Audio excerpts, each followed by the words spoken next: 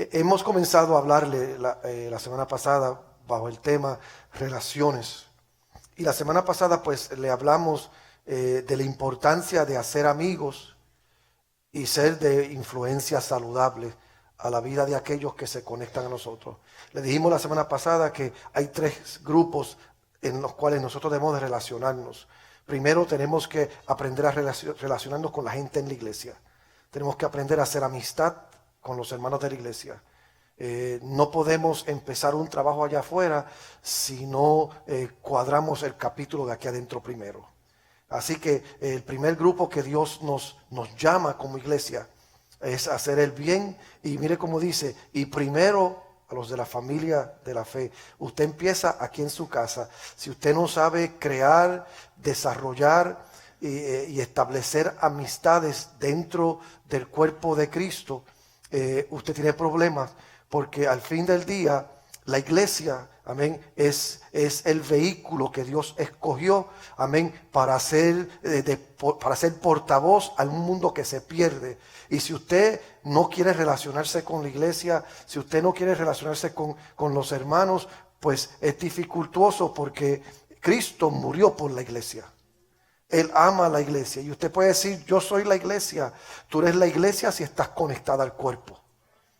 Pero si tú dices que eres iglesia y piensas como individuo y te proyectas como individuo y actúas como individuo, pues tú eras iglesia. La iglesia somos todos nosotros unidos. Dígalo así mismito, la iglesia somos todos nosotros unidos.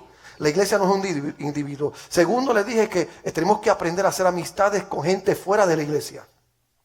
Tenemos que aprender a crear un ambiente saludable donde salimos de aquí y nos lanzamos en el mundo y establecemos amistades con gente afuera. ¿Cómo oirán si no hay quien les predique? Y de la única manera que podemos tocar e influenciar al mundo de una manera saludable es si ellos nos ven y nos pueden tocar a nosotros y que nosotros seamos accesibles a ellos. ¿Quiere decir eso que yo voy a ir a las barras con ellos, me voy a meter a los clubes nocturnos con ellos y voy a estar en un ambiente que es contradictorio a quienes somos nosotros? No, lo que quiere decir es que nosotros debemos de conducirnos de tal manera que el mundo nos pueda ver a nosotros y entienda que somos gente con quien ellos pueden asociarse y conectarse. Pero al fin del día nada de eso funciona si no establecemos amistad con Cristo Jesús, porque Él debe ser nuestro mejor amigo. Y cuando Cristo es nuestro mejor amigo, pues entonces nos llevamos bien aquí los unos a los otros. Y cuando Cristo es nuestro mejor amigo y nos llevamos bien los unos con los otros, pues podemos salir afuera y hacer el trabajo que Dios nos manda a nosotros hacer. De eso hablamos la semana pasada. Hoy quiero hablarle de la familia ideal. Y note bien lo que dije, la familia ideal, no la familia perfecta. Durante el último medio siglo, Hollywood ha tratado de usar la televisión para promover su concepto de lo que es la familia ideal. Y yo creo que tenemos una gráfica, ¿no? Me imagino que la tienen ahí, la gráfica. ¿Do we have that graphic? Pónganme la gráfica ahí al frente, porque yo quiero que usted se familiarice con esto. Amén. Is it there? The family graphic. Amen. Hollywood ha tratado de definir, amén, lo que es la familia ideal. Y yo le voy a hablar de la televisión americana porque aquí fue que yo me crié. Así que, y ustedes latinos, patriotas aquí, no se hagan que ustedes ven también todo esto. Hollywood empezó con lo que en inglés se llama la serie Leave It to Beaver. Un buen núcleo familiar. Ambos padres estaban presentes. Los niños, al ser niños al fin del día y jóvenes al fin del día, se metían en problemas, pero aprendieron a crecer respetando a papi y a mami que estaban en casa. Así empezó Hollywood, con esa imagen. Después Hollywood empezó a transicionar y vimos la segunda familia, que es The Brady Bunch. Hollywood empezó a ampliar lo que era el concepto de la familia y empezó a tratar de redefinir la familia. Y lo que hicieron fue, entonces, introdujeron como algo normal en la sociedad dos familias compuestas, un papá divorciado con 3 hijos y una mamá divorciada con 3 hijos, y entonces ellos aprenden a convivir y ellos aprenden a lidiar con problemas y a través de sus luchas y sus obstáculos, pero como quiera los hijos respetaban a papi y a mami. ¿Qué sucede? Después de los Brady Bunch nos introducen a la familia Bundy, married with children, casado con hijos. Una falta de respeto general que prevalecía en esta familia. El papá odiaba a su esposa, la esposa odiaba a su esposo, los hijos aborrecían a sus padres, los hijos ridiculizaban a sus padres y el hombre simplemente estaba ahí porque no le costaba otra. Porque su trabajo y sus sueños fueron aplastados por el matrimonio. Y esa era la proyección que Hollywood empezó a introducir, y nosotros pues nos reíamos. Después nos introducen a The Gilmore Girls, un retrato de 3 generaciones en las que los abuelos eran la figura paterna que influenciaban este hogar y trataban de corregir a sus 2 hijos, su hija y su hijo, buscando el esposo, buscando la esposa y todos los trastornos que habían, porque al fin del día el núcleo familiar estaba tan y tan tóxico que hacía falta la intervención de abuelo y de abuela. Y recientemente pues Hollywood nos presentó lo que llamamos The Modern Family, la familia moderna, donde un viejo se casa con una latina saludable y hermosa. El viejo tiene problemas con sus hijos mayores porque su mujer latina hermosa es prácticamente de la misma edad que sus hijos. Una de sus hijas tiene sus propios traumas en el hogar, un esposo que vive codiciando la latina. 2 hijos, un hijo varón que es homosexual, que está casado con otro hombre y deciden adoptar una nena chinita. Y ahí es donde se mueve el va y ven de lo que es esa familia ideal. No sé si ustedes notan cómo Hollywood, de una manera sutil, de una manera intencional, nos pinta un cuadro y va cada día rebajando el estándar de lo que es una familia ideal. Y nosotros nos sentamos a ver estos programas, nos reímos, aplaudimos, lloramos y sin darnos cuenta permitimos que eso se convierta en la norma y la influencia de nosotros. Yo vengo a decirle a usted que no es Hollywood y no es el mundo quien define lo que es una familia ideal. La definición y las metas establecidas para nosotros ser familias saludables se encuentra en la palabra del Señor, no en el mundo. Ahora, con eso dicho, ¿a quién la Biblia pinta como un cuadro de la familia ideal? Comienza con Adán y Eva, pero hay un problema. Adán y Eva pecan y al pecar abren puertas al pecado, y al abrir puertas al pecado uno de sus hijos asesina al otro hijo. Ese es el cuadro de una familia bíblica.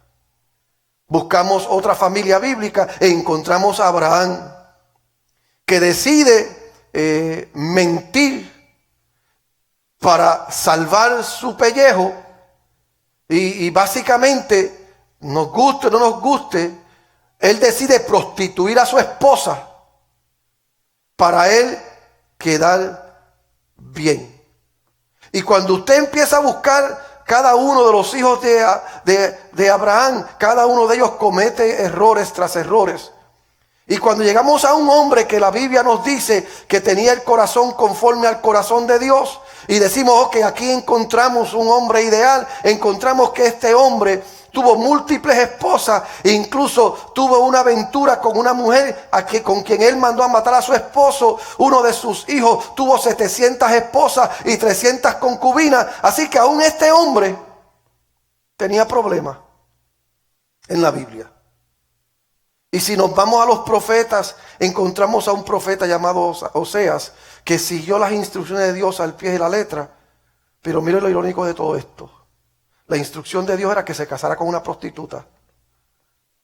Y que cuando esa prostituta le fuera infiel, la perdonara y volviera con ella.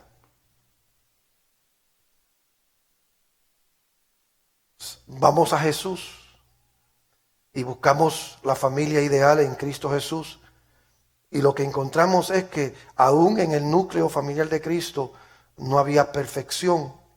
Porque si usted nota, y los teólogos que están aquí, después de los 12 años, no sabemos qué pasó con José.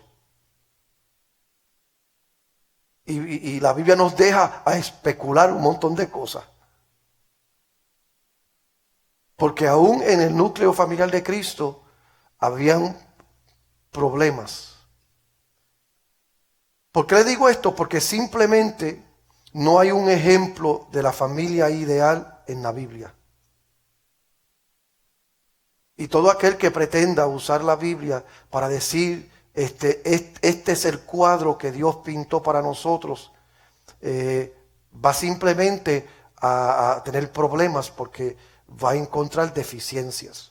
Y mi pregunta en mi investigación es, ¿por qué Dios nunca nos presentó el cuadro de una familia ideal?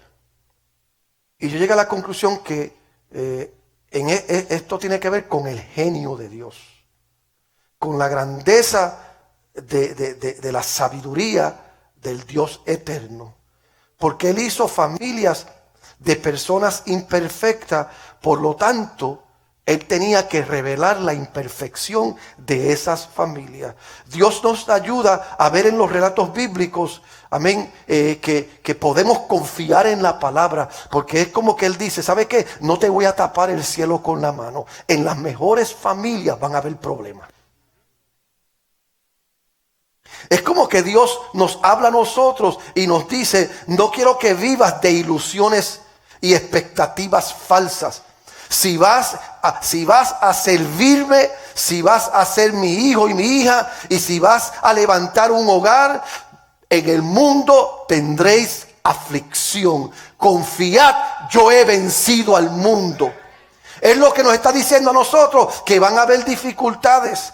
Dios no endulza las cosas y hace que sus héroes sean perfectos, sino que los retrata con todas sus faltas y todas sus debilidades.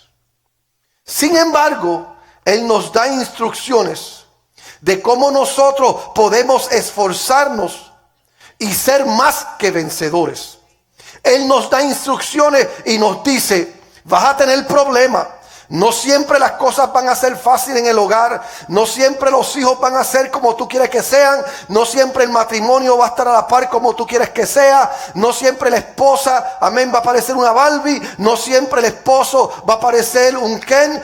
La verdad es que muchas veces vas a tener dificultades. Pero esta es mi instrucción para que cuando te enfrentes a las tormentas de la vida puedas ser más que vencedor. Y en vez de ser derrotado por los problemas, puedas afirmarte sobre los problemas. Dar un aplauso a Dios si lo recibe. Y esto es lo que Dios nos dice. Abra su Biblia ahí en Efesios capítulo 5. Y le voy a leer del verso 22 en adelante y luego voy a leer hasta el verso 4 del capítulo 6. Y es importante para que usted marque esta porción bíblica, porque esto es lo que le va a ayudar a usted a vencer. Esto es lo que le va a ayudar a usted a tener un matrimonio saludable. Esto es lo que le va a ayudar a usted ser un esposo, amén, conforme al propósito de una esposa, conforme al propósito de Dios. Y usted ser hijos como manda la palabra.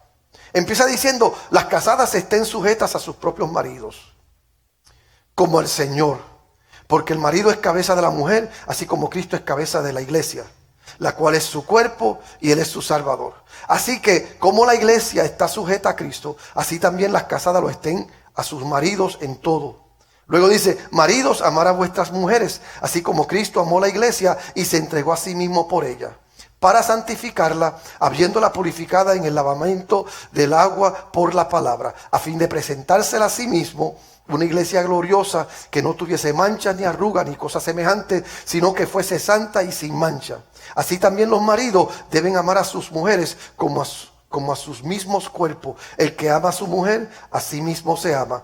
Porque nadie aborreció jamás a su propia carne, sino que la sustenta y la cuida, como también Cristo a la iglesia. Porque somos miembros de su cuerpo, de su carne y de sus huesos. Por esto dejará el hombre a su padre y a su madre, y se unirá a su mujer, y los dos serán una sola carne. Grande es este misterio. Mas yo os digo respecto de Cristo y de la iglesia, por lo demás cada uno de vosotros ame también a su mujer como a sí mismo, y la mujer respete a su marido. Capítulo 6. Hijos, obedecer en el Señor a vuestros padres, porque esto es justo. Honra a tu padre y a tu madre, que es el primer mandamiento con promesa, para que te vaya bien y seas de larga vida sobre la tierra. Y vosotros, padres, no provoquéis a ira a vuestros hijos, sino criarlos en disciplina y amonestación del Señor. Ahora, si vamos a ver la familia ideal, tenemos que ver esta idea de sujeción. Y vamos a aclarar esto aquí de una vez y por todas, y inmediata, antes de que los esposos que están aquí pues saquen pecho y las mujeres que están aquí me tiren con sus Biblias. Vamos a tratar este tema de sujeción. Cuando nosotros escuchamos el versículo 22, que fue donde empecé, es un versículo que motiva euforia y motiva aplauso de aquellos que escuchan esto, y hace que las mujeres se crujan los dientes. El problema es que estamos leyendo la Biblia y la estamos tomando fuera de contexto. Y yo no voy a hablar mucho de esto, pero sí quiero aclarar algo. Antes de nosotros tener la Biblia como nosotros la teníamos, no tenía números como capítulos y no tenía números como versículos. Por lo tanto, cuando los que ayudaron a facilitar el canon de la Biblia y ayudaron a facilitar la expresión y la lectura de la Biblia, le ponen números a los capítulos grandes y números a los capítulos pequeños para ayudar en la lectura. Pero en el intento de ayudarnos en la lectura bíblica, pues también crean problemas. Porque al crear problemas, pues nosotros entonces la leemos de acuerdo a la dirección que ellos nos dan a nosotros. Y por eso empezamos la temática de la familia en el versículo 22.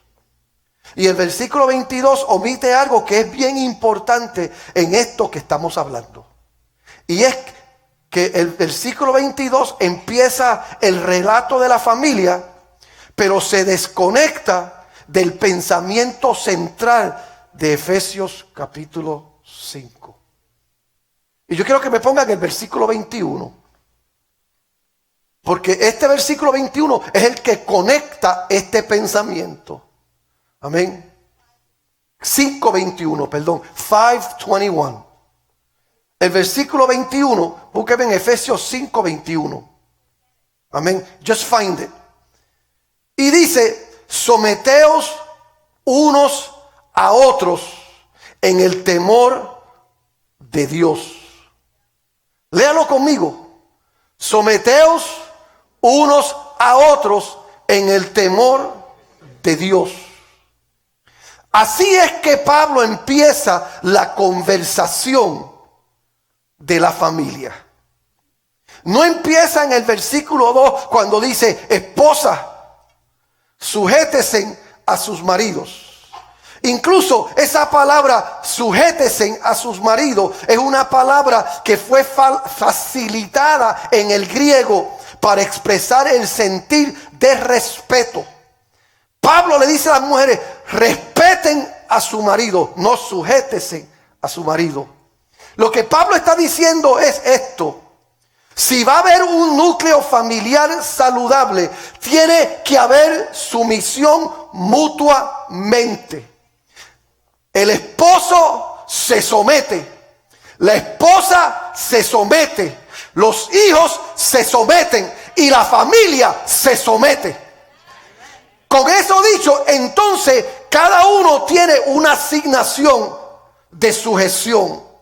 Por eso es que si usted estudia Efesios, y yo hice un bosquejo sencillo de todo el libro de Efesios para ayudarle, si no hubiese capítulos, si no hubiese versículos por número, y solamente tuviésemos un bosquejo del libro de Efesios tal y como está, esto es, en simples palabras, es lo que diría el libro de Efesios, la carta de Efesios. Primero diría, sed lleno del Espíritu Santo.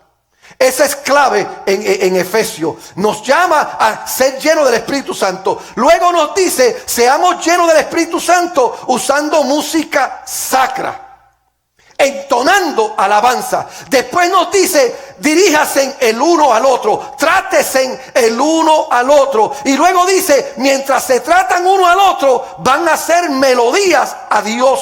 Y como cuando ustedes hacen melodías a Dios, ustedes van a aprender que eso lo van a hacer dando gracias a Dios. Y luego dice, sometiéndose el uno al otro. Esposo, esposas, hijos, padres, empleadores, empleados, vistiéndose finalmente de la armadura de Dios. Ese es el bosquejo de Efesios. Sed lleno del Espíritu Santo, usen música sacra, diríjanse uno al otro, hagan melodía en su relación, den gracias a Dios, sometiéndose unos a otros, esposo, esposa, niños, padres, empleados, empleadores, vístase de la armadura de Dios. Ahora, mirando esto, notan algo, notan cómo la porción de sumisión ocupa aproximadamente la mitad del bosquejo. Nota como Pablo, y mi asignación a ustedes esta semana es, lea la carta de Efesios. Y note cómo Pablo en la mayor parte de la carta, una gran parte de la carta, lo que está exhortando a la iglesia, no a los esposos, no a la esposa, no a los hijos, a todos, diga conmigo a todos. Nos está exhortando a todos a someternos unos a otros. Creo que es porque Pablo sabía lo difícil que es la idea de nosotros como humanos someternos unos a otros. Va en contra de nuestra naturaleza. Va en contra de nuestros propios intereses. Porque al fin del día la sumisión implica poner a alguien antes que a nosotros. Entonces, si usted conoce el corazón de Dios, y si usted conoce la palabra de Dios, y usted es fiel a la palabra de Dios, es injusto que Dios le pida algo a la mujer que fue creada a imagen y semejanza de Dios, igual que los hombres, algo que Él no le pide a los hombres. Así que, esposo que está aquí, que por tiempo le ha dicho a tu esposa, sométete, con el mismo autoridad y derecho, ella te puede decir a ti, sométete tú también.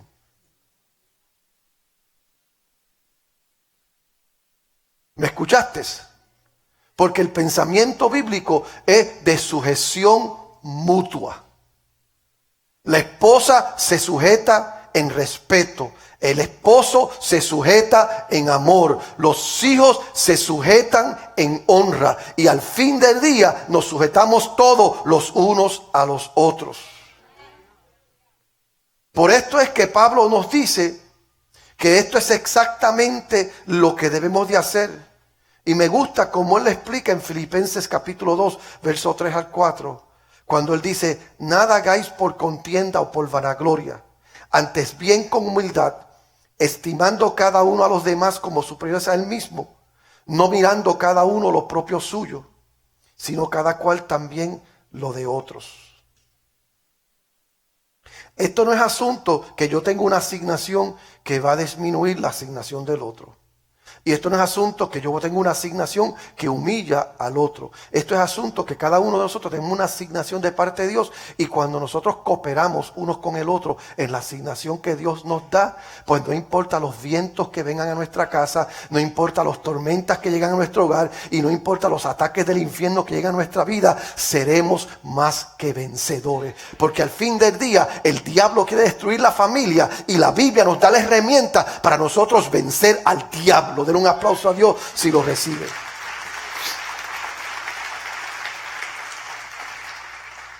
El mundo ha dado una mala representación de lo que significa someterse y de lo que significa sujeción.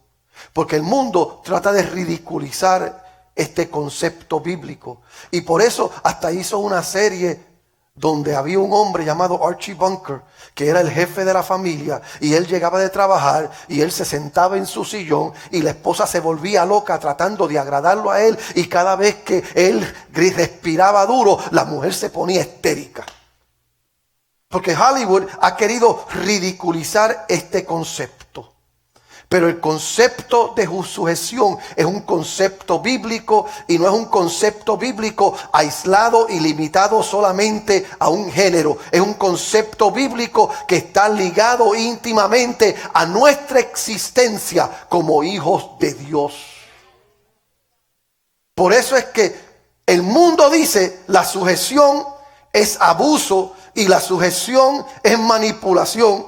En cambio, Pablo dibuja una hermosa imagen de cómo el matrimonio es en relación entre Cristo y la iglesia. Y la idea general aquí de cómo una familia puede ser más ideal es sumisión mutua. El mundo dice la sumisión es ridícula. Y Cristo dice la sumisión es una representación de lo que existe entre yo con la iglesia. El formato de la palabra es un comando que lleva a la idea de que esto debe hacerse voluntariamente. En otras palabras, hay una opción. Haces lo que dice la Biblia y la obra del Espíritu Santo que respalda la palabra es desatada para apoyarte y respaldarte.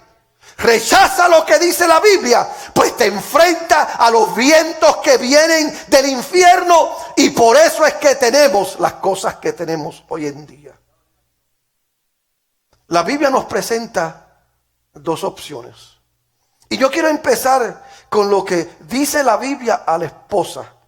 Y yo solicité la ayuda de mi esposa para esto. Porque si ustedes mujeres tienen problemas, no lo quiero conmigo. Lo quiero con ella.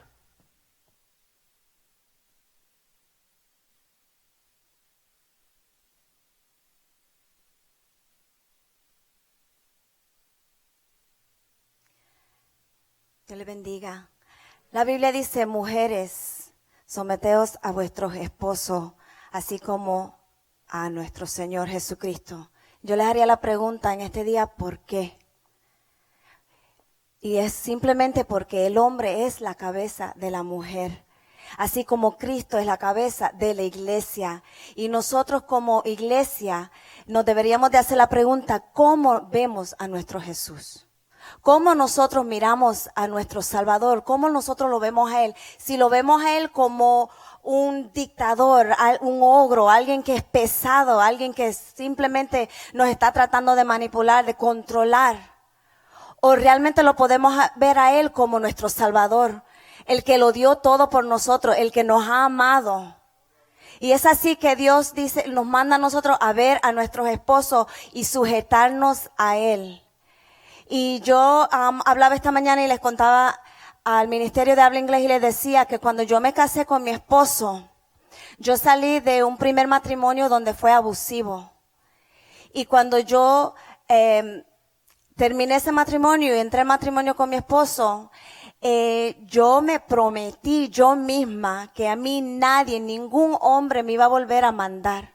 Ningún hombre me iba a volver a decir lo que yo tenía que hacer. Ningún hombre me iba a manipular, a dictar, a controlar. Yo había madurado, yo sabía quién yo era, ya yo era una mujer hecha y derecha. Y yo entré al matrimonio diciendo, yo no dejo que nadie vuelva y me abuse. Pero ¿qué pasa cuando nos casamos y empiezan los choques, los encontronazos? Nuestra cultura es diferente. Nuestra forma de ver las cosas es diferente. Pues yo me le armaba a mi esposo y yo le decía, no, tú no me vas a mandar, no, es que yo, y empecé yo a pelear en contra de lo que es la sujeción y lo que la Biblia me manda a mí hacer. Y yo iba donde mi esposo y yo le hablaba y le platicaba y teníamos nuestras discusiones y yo iba y le decía, mira, pero es que quiero hacer esto y esto. Y él, en vez de decirme a mí todo lo que yo quería escuchar, en vez de él darme palabras que a veces yo anhelaba escuchar y yo decía, pero si mi esposo me tratara de esta manera, si él me dijera esto, si lo otro, pero rápido yo pude aprender y entender que él no me decía las cosas que yo quería escuchar. Él me decía las cosas que yo necesitaba escuchar, porque él estaba viendo un potencial en mí y él decía, si no te digo las cosas, si no te explico las cosas, si no te ayudo a crecer, te vas a estancar. Mi trabajo como hombre de Dios, mi trabajo como cabeza tuya es instruirte, es hablarte, es decirte lo que tú necesitas escuchar. Y él empezó a hablar a mi vida y yo pude ver, y yo dije, pero él es un hombre de Dios. Yo no estoy en la misma relación de antes y yo pude entender que mi deber como mujer cristiana, si yo confiaba en Dios, si yo me iba a someter y a sujetarme a la voz de Dios, lo que Él me estaba mandando a hacer, tenía que empezar con mi esposo. Y ahí empecé yo a decir, ¿sabes qué? Es verdad, yo me tengo que sujetar. Yo tengo que creer que Dios lo está dirigiendo, que Dios le está dando palabras para mí, que Dios le está lo está mandando para Él moldearme, para Él llevarme, para cargarme, para alimentarme. Y poco a poco yo entendí que lo que era sujetarme. Y cuando yo aprendí a respetarlo con mi sujeción, es como la Biblia lo dice, que Él es la cabeza de la iglesia, que su vida dio por la iglesia. Yo puedo decir y pararme aquí que yo sé que mi esposo daría su vida por mí. Yo sé que no hay nada que Él no hiciera por mí. Él me ha demostrado una y otra vez lo mucho que Él me ama. Pero si yo no hubiese tomado el rol que me correspondía a mí, de ser esposa, que se somete, que se sujeta, yo estuviera perdiéndome las oportunidades y las bendiciones que hoy nosotros disfrutamos de un matrimonio saludable y lleno de amor y lleno de respeto conforme a lo que Dios nos manda. Aleluya. Jóvenes, a las jóvenes que todavía no se han casado, busquen un hombre de Dios. Busquen un hombre que va a sembrar en ustedes toda la palabra que viene de Dios, alguien que tenga sus intereses en mente, alguien que la bendiga y luego confíe en Dios. Hablen, confíen en Dios y sujétense a sus esposos y podrán ver la bendición de Dios sobre sus hogares. Nosotros no pensamos igual, ¿verdad? Do we think alike? No. Y todo el tiempo, cuando hay algo que tenemos que resolver, ¿se resuelve a mi manera? No, no siempre. No siempre, ¿verdad? Cuando hablamos, proveemos espacio para que si tú tienes la razón, tú puedas ayudar en eso, y si yo tengo la razón, pues amén. Explica eso si puedes.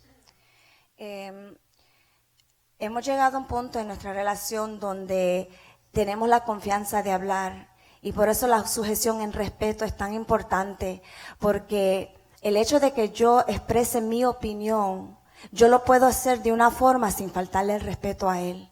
Yo me sujeto en respeto y yo le puedo decir a Agustín, me está pasando esto, o mi opinión es esta, y yo le doy mis razones o me explico sin tener que faltarle el respeto, sin tener que sentirme que estoy yo mandando, que quiero salir a las cosas a mi manera.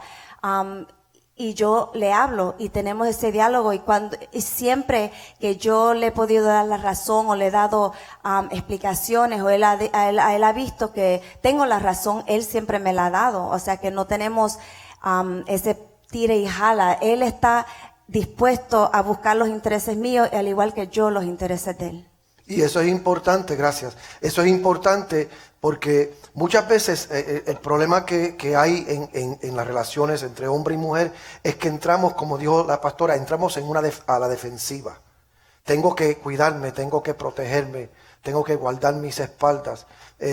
Y yo me acuerdo, y esto no tiene nada que ver directamente, pero yo me acuerdo con el pastor nuestro, cuando yo me criaba, el pastor cuando había una junta que era electa, y era puesta esa junta para servir en la iglesia, el pastor siempre nos decía esto, a nosotros los líderes, decía, ustedes no fueron electos y fueron puestos en función para proteger la iglesia de mí.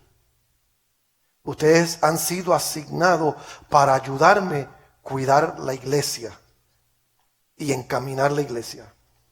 Y yo creo que muchas veces el problema que pasa en muchas mujeres es que entran al matrimonio con la idea, tengo que cuidarme, tengo que defenderme, tengo que guardar mis espaldas. Si no me defiendo, nadie me va a defender. Si no me defiendo, nadie tiene mis espaldas. Y lo que la Biblia está diciendo a las mujeres, ¿sabe qué? Tienes que abandonar ese pensamiento y tienes que sujetarte o tienes que respetar que ese hombre que Dios te ha dado tiene tus mejores intereses en mente. Y eso empieza haciéndote la pregunta, como dijo la pastora, ¿cómo ves a Jesús? ¿Cómo ves tu relación con Dios? ¿De veramente respetas las intenciones de Dios? La Biblia nos dice a nosotros, porque yo sé los pensamientos que tengo acerca de vosotros, pensamientos de bien y no de mal. Y yo tengo que creer eso. Y yo tengo que respetar eso. A mí la Biblia me dice que yo tengo que amar a mi esposa. Y la pregunta es, ¿por qué yo tengo que amar a mi esposa? Porque Jesús fue mi ejemplo. Y la Biblia dice que Cristo se entregó por la iglesia para prepararla y para que ella fuese la mejor novia posible. Y me encanta esta expresión, porque dice que Él la preparó para ser su novia. Lo que está diciendo es que aunque se case con nosotros, Él no transiciona su relación con nosotros. Él sigue tratándonos como la novia de Él. Entonces, Cristo le dice a los hombres, tienes que amar a tu esposa, pero mira la clave, como te amas a ti mismo. Entonces la pregunta que yo le hago a los hombres aquí, ¿cuántos de ustedes se aman? ¿Cuántos de ustedes se valorizan? ¿Cuántos de ustedes tienen el mejor interés de ustedes en mente? Porque yo no puedo amarla a ella diferente a como yo me amo a mí. Yo no puedo tratarla a ella diferente a como yo me trato. Yo le voy a dar a ella lo que yo tengo. Yo voy a hacer con ella quien yo soy. Y yo voy a estar con ella como yo actúo conmigo. Y es verdad que no todo el mundo lee tus pensamientos externos, pero muchos de ustedes hombres tienen tormentas aquí adentro que no las verbalizan, pero las actúan. Y las expresan con sus acciones hacia sus esposas. Entonces, yo tengo que llegar a un lugar donde yo me miro en el espejo y yo me hago esta pregunta: ¿me veo perdonado? ¿Me veo restaurado? ¿Me veo posicionado? ¿Me veo como Dios me ve? Y aprendo a valorizar ese depósito de Dios en mí. ¿O me veo todavía como un hombre marginado y un hombre confundido y turbado por las circunstancias que yo he vivido. Por eso es que Pablo concluye, amén, y Pablo está hablando, Pablo concluye con este segmento citando Génesis 2:24, cuando dice: por tanto dejará el hombre a su padre y a su madre, y se unirá a su mujer, y serán una sola carne. Note bien lo que Pablo dice ahí. Pablo está hablando de que el hombre debe amar a su esposa como Cristo amó a su iglesia. Y dice: por tanto dejará el hombre a su padre y a su madre, y se unirá a su mujer. Lo que Pablo está diciendo es esto: que todo hombre inteligente recibe esto, que todo hombre inteligente que está en casa con mami y con papi, o que vive en un hogar saludable. Pablo está hablando a gente que tienen hogares saludables. Pablo le está diciendo a los hombres: en casa de mami y papi tú no pagas renta. En casa de mami y papi tú no recoges. En casa de mami y papi tú no limpias. En casa de mami y papi tú no haces las cosas que un hogar común, donde hay un hombre y una mujer que comparten responsabilidades, las hacen. Y le está diciendo al hombre: tú vas a amar a esta mujer tanto y tanto y tanto, que vas a dejar las conveniencias de tu hogar para formar un hogar con ella.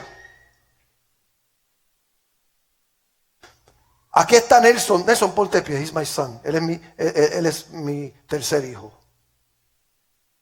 Nelson had it good at home. He knows that. And I hope he's starting to know that even better now. Nelson la tenía bien en casa. Tenía un carro que él quería, deportivo, pagando él dijo, yo le dije: Nelson, vas a pagar como 700, 800 pesos. Papi, yo soy soltero, yo lo pago. Y se compró el carro que él quería, se compraba todas las tenis que él quería, se compraba las ropas que él quería. Él salía a comer todas las veces que le daba la gana. Y en casa a mí me reventaba la cabeza que nosotros cocinábamos en casa y él llegaba: oh, I already ate. Y yo decía: este muchacho las va a pagar un día. And he had it good. Pero él conoció a su esposa, Génesis. Se enamoró de ella. Y él tuvo que sacar cuenta. Lo primero que cuando empezó a averiguar si voy a formar un hogar con ella y voy a comprar una casa, cuando fue a chequear cómo le iba, lo primero que dijo: tienes que vender ese carro. Tienes que vender ese carro.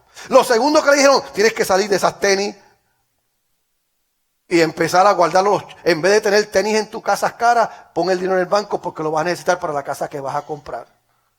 Tienes que dejar de comer afuera porque esto no se lo dije yo, se lo dijo los contables. Tienes que dejar de comer afuera y ahora tienes que empezar a comer en tu casa. ¿Y sabes lo que hizo el muchacho? Todo lo que el contable le dijo.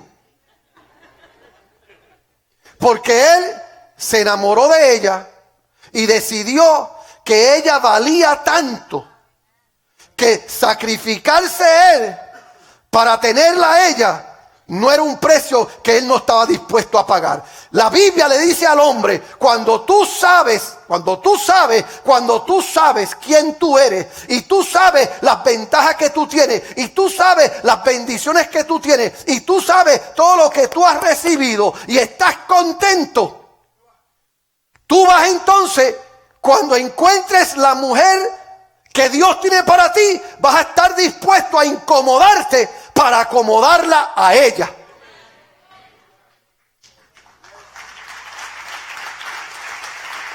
El problema es que vivimos en una sociedad donde las familias son tóxicas. Vivimos en una sociedad donde las familias, amén, están distorsionadas. Y lo que hay es un montón de hombres locos por irse de sus casas. O locos que alguien los cuide como mami. O locos que alguien los atienda como mami. O los atienda como abuela. Y entran al matrimonio pensando que están entrando a un lugar donde la mujer le va a servir. Cuando la verdad es esta: cuando tú formas un hogar como hombre, tu trabajo es morir para que ella viva.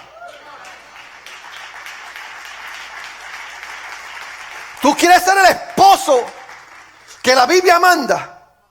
Tienes que estar dispuesto a soltar todas tus conveniencias y todo aquello que te hace a ti sentir feliz para dárselo todo a ella.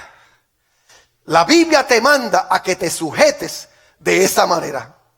Entonces, ¿qué sucede? La mujer ve eso, y ¿qué mujer no respeta eso? ¿Qué mujer no respeta a un hombre que está dispuesto a incomodarse? Mi amor, toma el control remoto. Puedes ver Hallmark Channel todo lo que tú quieras.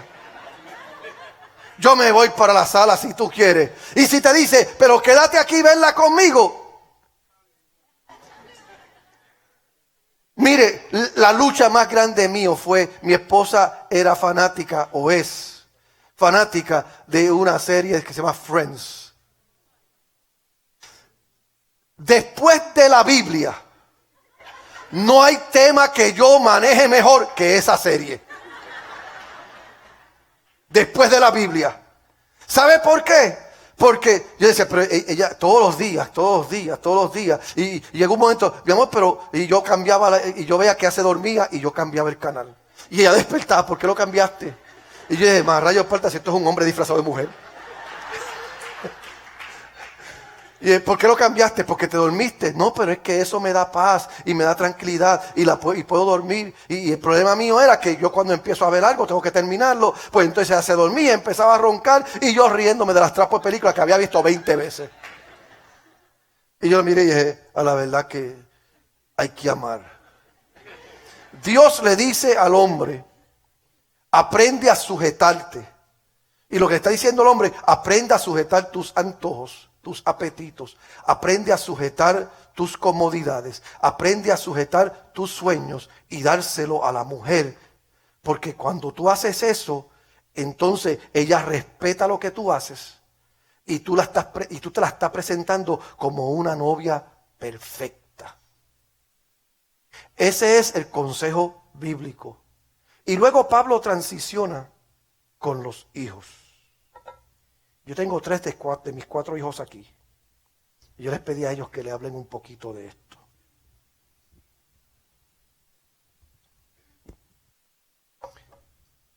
Ahí está la mayor, que es Arlene.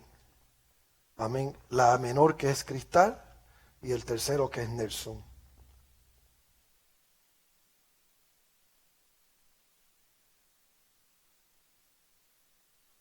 Dios te bendiga. Pablo continúa dirigiéndose a los hijos. Honra a tu padre y a tu madre. Como hijos del pastor, cada uno de nosotros hemos tenido una experiencia personal en lo que es honrar y obedecer a tu padre y a tu madre. Yo creo que hay gran recompensa, no solo en la tierra, sino en el reino del cielo, para todo aquel que honra a sus padres. Por mi experiencia, yo sé que cuando yo honro a mis padres, aún como adulto, yo disfruto los beneficios de ser spoiled, engreída. Mis padres me enseñaron que honrar y respetar es lo más importante que ellos esperan de sus hijos. Creciendo, me di cuenta que honrarlos a veces se hace difícil porque no siempre estaremos de acuerdo con lo que piden de nosotros. Nelson. So I have a story I'm sure a lot of you have heard. Tengo una historia que sé que muchos han escuchado. I think my parents have said it like a million times in this church. Creo que lo han contado miles de veces en esta iglesia. But for those who haven't heard, I went through something route when I was 19 years old. Para los que no han escuchado, yo pasé por una experiencia como a los 19 años. I felt like I didn't connect to this church. Me sentía como que no me conectaba a esta iglesia. At that time, there was no Harvest or English ministry. En ese tiempo no estaba el ministerio de habla inglés. And at that time, I was being exposed to a university with English worship, English church, and everything. Y en ese tiempo estaba expuesto a una universidad de habla inglés. So I'd made the decision in my head that I wanted to leave this church and go to an English church or an American church. Así que tomé la decisión en mi mente, en mi cabeza, de irme y que quería ir a una iglesia americana. So I ended up calling my mom. Llamé a mi mamá and told her, you know, I think I've made this decision. Like, I want to go to another church. Y le dije a mi mamá, creo que tomé esta decisión, me quiero ir a otra iglesia. Initially, I didn't think it was that big of a deal because in my mind, I didn't feel like I was doing anything wrong. Inicialmente yo no pensé que era gran cosa porque en mi mente yo decía, yo no estoy haciendo nada malo. I wasn't leaving church permanently. I was going to another church. No me estaba yendo de la iglesia permanentemente, simplemente que me mudaba para otra iglesia. But my mom told me that that's something that I couldn't do, especially as a pastor's kid. Pero mi mamá me dijo que no es algo que yo podía hacer, especialmente como hijo de pastor. And it's something I didn't agree with, and I fought her on it. I told her, no, this is what I'm going to do. I think I'm old enough. Y era algo que no estaba de acuerdo y yo le peleaba y le decía, yo creo que ya yo tengo la edad para poder hacer lo que yo quiero hacer. Yeah, I was 19. I was Tenía not old enough. 19 años. So she ended up telling me, you know what? If you want to be more independent, fine. I'll take away your car that I've paid for. Así que ella dijo, bueno, ok, quieres ser independiente, entonces te voy a quitar el auto, el que yo pago. I'll stop giving you your allowance that you get every week for free. Te voy a dejar dar el sueldo que te doy todas las semanas de gratis. And that's when I was like, no, I can't do that. No, Y así yo dije, no puedo hacer eso. So people think that's the end of the story where, you know, that happened and then I obeyed and then God blessed me. I stayed at this church, but that's not where it ends. Y muchos piensan que eso fue el fin de la historia, que ya acabé, hice lo que dijeron que hiciera y que me quedé en la iglesia. There's a second part of this story that happened. A lot of you guys, or none of you guys know about this. Hay una parte segunda que muchos no conocen. That I went through the same thing 3 or 4 years later. Que pasé por la misma experiencia 3 o 4 años después. I was graduating college and I felt that I needed to connect to another church and wanted to leave again. Me estaba graduando del colegio y pensaba que necesitaba irme para otra iglesia porque no me conectaba. But this time, my father actually gave me his blessing to leave. Pero esta vez mi papá me dio la bendición para así irme. And so, as far as I knew it, I was gone. I was going to another church. I had told my friends, I had told the pastor of that church that I was coming. Y ya en mi mente ya yo había decidido, le había dicho a mis amistades, al pastor de esa iglesia, ya todo estaba hecho. It wasn't until last minute, my father pulled me into his room to talk to me. Y no fue hasta el último minuto que mi papá me trajo a su oficina para hablar con él. Basically had a heart-to-heart with me saying he felt from God that he shouldn't let me go. Básicamente él tuvo una conversación conmigo de su corazón que me dijo que él sintió de parte de Dios que yo no me debería de ir. So he wasn't taking away his blessing, but he did want me to pray on it. He wanted me to meditate on it. Él no me estaba quitando la bendición, simplemente me estaba diciendo que orara y que meditara en eso. To really see if it's something I wanted to at least try to give my all to this church. Que realmente mirar a ver si era algo que yo quería hacer y podía hacer, entregar todo a la iglesia. So that's what I ended up doing. I meditated, I prayed about it. Y eso fue lo que hice, medité, oré sobre el asunto. And, you know, thinking about my dad, him coming to me with his heart, and I could tell that he really wanted me to just be a part of his church and, you know, as a family. Y viendo a mi papá, cómo él me hablaba, sabiendo que él quería que yo fuese parte de esta congregación y me habló de su corazón, pues yo quise honrarlo. Yeah, I decided to, you know, stay with the church Decidí quedarme con la iglesia and honor my father. y honrarlo. So I stayed the second time.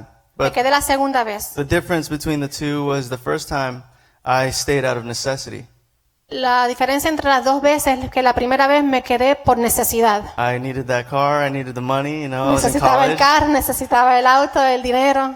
But the second time I obeyed out of honor, out of love. Pero la segunda vez sí lo hice por honor y por amor.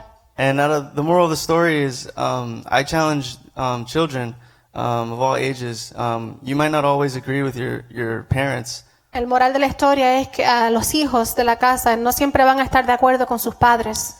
but it's biblical that we should always obey our parents. Pero es bíblico que debemos de obedecer a nuestros padres. But don't just do it with your arms crossed, by rolling your eyes. No solamente con los brazos cruzados, mirando los ojos. You should do it out of love, out of obedience, out of honor. Deben de hacerlo de amor, de obediencia y de honor. And I'm so glad that I did that because I find myself super blessed in this church. Y yo le doy gracias a Dios que yo pude hacer eso porque me siento muy bendecido en esta I iglesia. look around and I see my whole family, and I love all of you Yo guys. miro alrededor y yo veo toda mi familia y yo los amo a todos ustedes. And I even met my wife here, Y hasta conocí a mi esposa aquí. so I'm glad that I decided to obey. Así que le doy gracias a Dios que pude obedecer. Amén.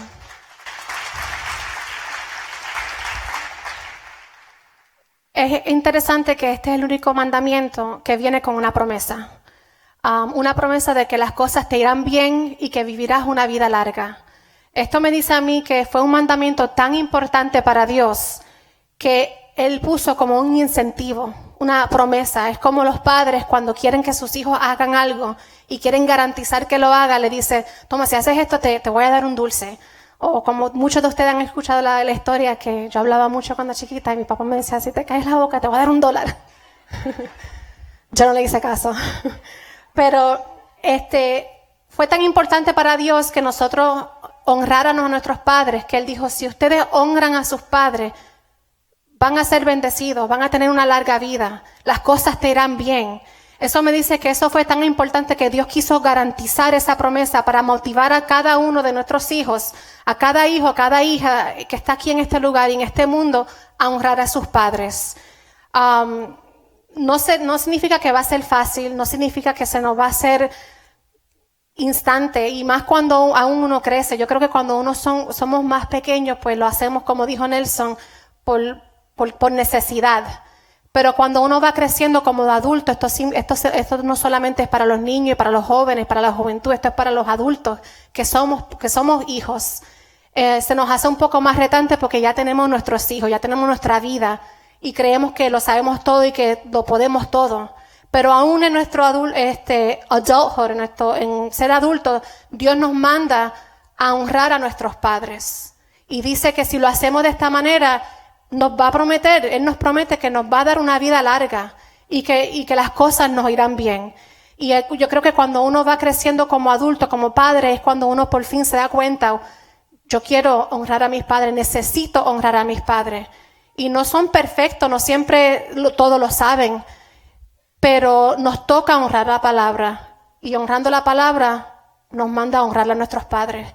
Y eso es algo muy importante y creo que nosotros somos testigos, somos testimonio vivo de una gran bendición y la recompensa que hay en honrar y cuando nosotros como hijos escogemos honrar a nuestros padres. Amén. Un aplauso a Dios por mis hijos.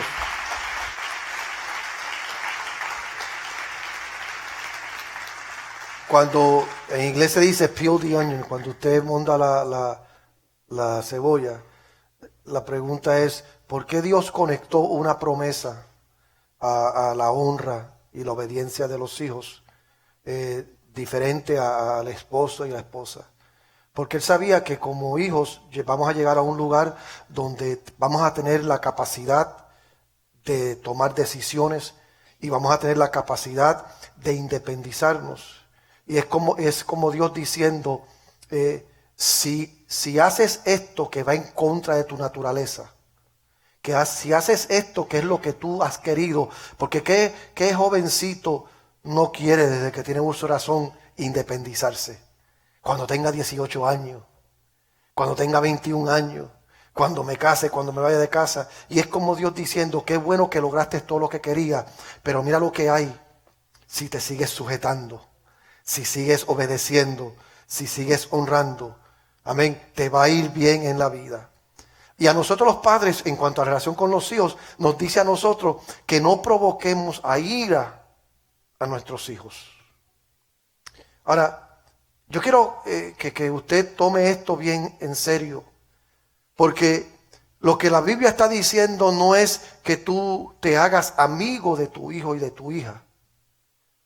Porque no provocar a tu hijo no quiere decir que tú le vas a dar todo lo que él o ella quiere y vas a hacer todo lo que él o ella quiere. Al contrario, el trabajo de usted no es darle a sus hijos lo que ellos quieren.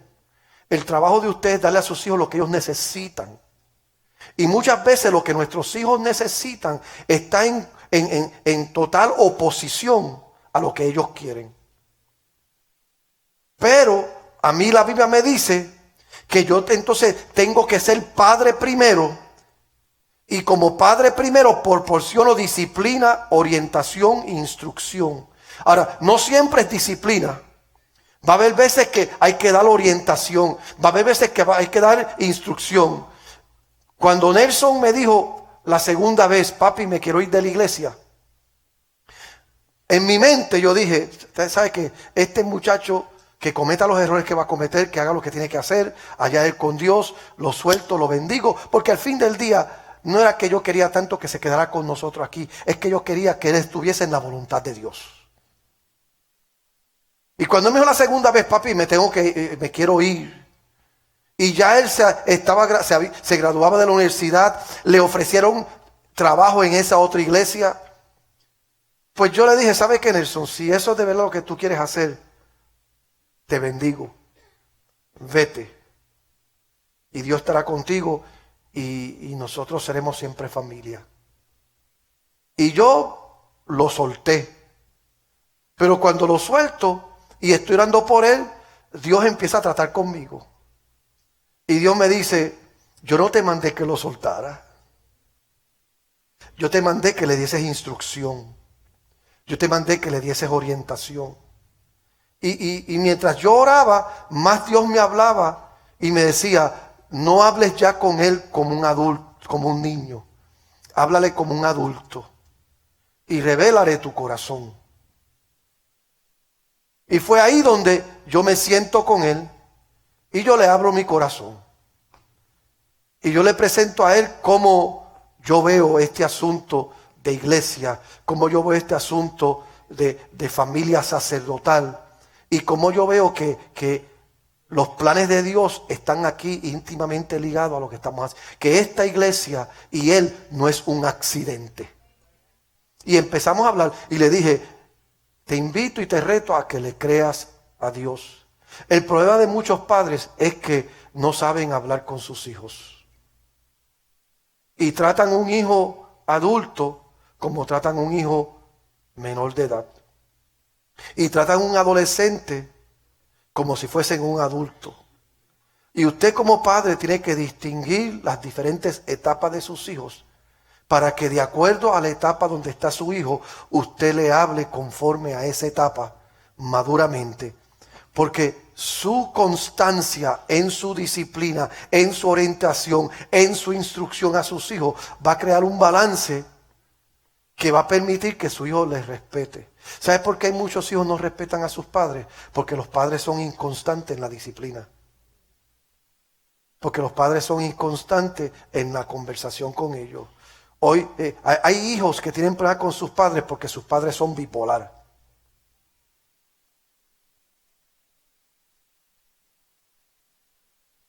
Ahí, y lo voy a repetir por si acaso algunos rechazaron lo que dije al principio.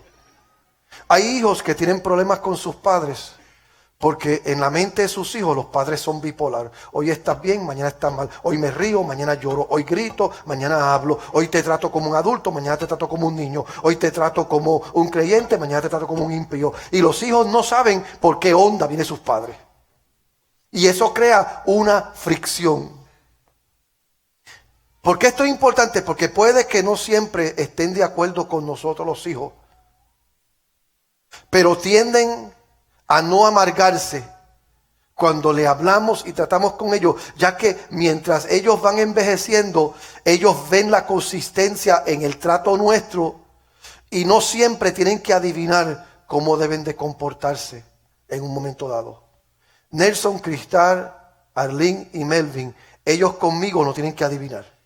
Ellos saben lo que yo pienso, ellos saben lo que yo pienso, ellos saben cómo yo reacciono a las cosas y ellos saben cómo yo proceso. Así que muchas veces Arlene viene a hablar conmigo y dice, papi, te voy a hacer una pregunta, aunque ya yo sé la respuesta, ¿verdad? Muchas veces Cristal viene donde mí y me dice, Dad, I want to ask you a question, but you know what? I already know your answer. Porque me he dado a la tarea y nos hemos dado a la tarea de que ellos sepan cómo pensamos, cómo razonamos, cómo sentimos y cómo nos relacionamos con Dios. Y la Biblia nos dice a nosotros, padres, no provoque a ira a tus hijos. Más bien, ábrele tu corazón, instrúyelos, disciplínalo y dale orientación y identifica las etapas de la vida de ellos para que ahora, cuando ellos lleguen a una edad mayor, ellos tomen sus decisiones y no siempre las decisiones. Mire, yo no quería que Cristal se casara. No era que tenía algo en contra de Matthew. Es que en mi mente yo pienso que la idea ideal para ella casarse será a los 30 años. Y ustedes latinos se ríen porque ustedes los latinos tienen un reloj mal ubicado. Pues yo dije, Cristal a los 30 años. Y yo le ofrecí dinero para que no se casara. Yo dije, Cristal, si no te casas y espera varios años más, te doy $5,000, te pago el crucero de tus sueños y te llevo a las tiendas y te puedes comprar un closet nuevo de ropa. Pero se casó. Con Nelson yo estaba loco que se casara hace tiempo. Y no se casaba. Ahora, a los dos identifiqué las diferentes etapas de ellos y razoné con ellos y hablé con ellos y al fin del día ellos saben y ellos entienden que en mi corazón lo que hay es un deseo de bendecir la vida de ellos. Mi esposa sabe que en mi corazón hay un deseo de complacer el corazón de ella. Amén. Y yo sé que en el corazón de ella lo que existe es el deseo de respetarme. Y nosotros emprendemos esta jornada y en vez de estar mirando para cómo me defiendo de él, cómo me defiendo de ella, cómo nos defendemos unos a los otros, tomamos lo que dice la palabra y nos sujetamos los unos a los otros. Ella se sujeta en respeto, yo me sujeto en amor, ellos se sujetan en honra y al fin del día hacemos lo que dice la Biblia. ¿Y sabe qué es lo que pasa? Cuando vienen los vientos y vienen las tormentas, porque vendrán, esos vientos no van a destruir nuestra casa, porque nuestra casa está fundada sobre la roca que es Cristo Jesús. ¿Quieres luchar por la familia ideal? Comienza con una relación saludable con Cristo. ¿Quieres luchar por un hogar estable? Comienza desarrollando una relación estable con Cristo Jesús. ¿Quieres tener todas aquellas cosas que tú sabes que vienen del cielo y son de Dios para bendecir tu existencia? Comienza desarrollando y entregándoles tus sueños a Cristo Jesús. Pero al fin del día se necesita a la esposa y lo más importante, a Dios en el centro de esa familia para que esa familia sea ideal. Perfecta, no. Ideal, de acuerdo al cielo, sí. Porque ¿cuál es la familia ideal de acuerdo al cielo? Esta es la familia ideal. Unos hermanos venden al hijo menor, al favorito de la casa. Lo entregan en esclavitud. El padre y la madre se quebrantan por la pérdida. Años más tarde hay un reencuentro que debe ser un reencuentro tóxico. Pero cuando se reencuentran, el muchacho que fue víctima de los azotes de la familia reconoce que todas las cosas ayudan a bien a los que aman a Dios. Y que el mal que sus hermanos pretendieron contra él no era nada y nada más que Dios permitiendo ciertas cosas para procesarlo y llevarlo al palacio un día para salvación no de una familia, sino de una nación completa. Y cuando nosotros, ¿cuál es la familia ideal? La familia que entiende y reconoce que hay procesos en la vida que no podemos obviar. Los hijos cuando niños van a estirar tu paciencia. Porque cuando niños vuelve loco a cualquiera. Yo veo a Caleb, mi nieto, yo veo a Megan, mi nieta, y que están pequeñitos, y yo los veo que parece que tienen una batería conectada todo el tiempo. Y vuelven loco a cualquiera. Y sus padres, aunque quieran hacerme sentir culpable cuando yo no quiero cuidarlos, no me hacen sentir culpable porque yo sé que lo que ellos quieren es un break. Y vienen y tratan de hacerme sentir culpable, pero son sus nietos, para aquí, tú debes querer, tú mismo no quieres cuidarlos, por eso me lo están mandando para casa. Los niños cuando pequeños le sacan la vida a uno. Y después cuando llegan adultos desafían las capacidades y las experiencias. Porque no hay nada más retante que un joven de 19 años, 20 años, 21 años, 25 años, diciéndole a un viejo de 60 años que ellos saben más que tú. ¿Cierto o falso? Y tú los ves y te dices, pero mira, este trapo es muchacho. Él cree, ella cree. Y el trabajo de uno es sujetarse. Sujetarse no provocándolos a ira. Y al esposo incomodándose para que su esposa esté cómoda. Y a la esposa respetando a su esposo, aunque ella quiera otras cosas. Porque ya sabe que al fin del día, amén, esa incomodidad de ese hombre y esa entrega de amor de ese hombre merece como poco un respeto. Y es el plan y es el cuadro de la Biblia. Y si nosotros como iglesia asumimos el rol que la Biblia nos da y nos sujetamos los unos a los otros, el mundo va a ver lo que solo Dios puede hacer cuando un hombre y una mujer le creen a Dios. Y van a llegar a nuestras puertas pidiéndonos que nos ayuden y que les enseñemos cómo ser la familia ideal. Y todo empieza con relaciones saludables entre esposo, esposa, hijos y padres. Yo le invito a estar de pie.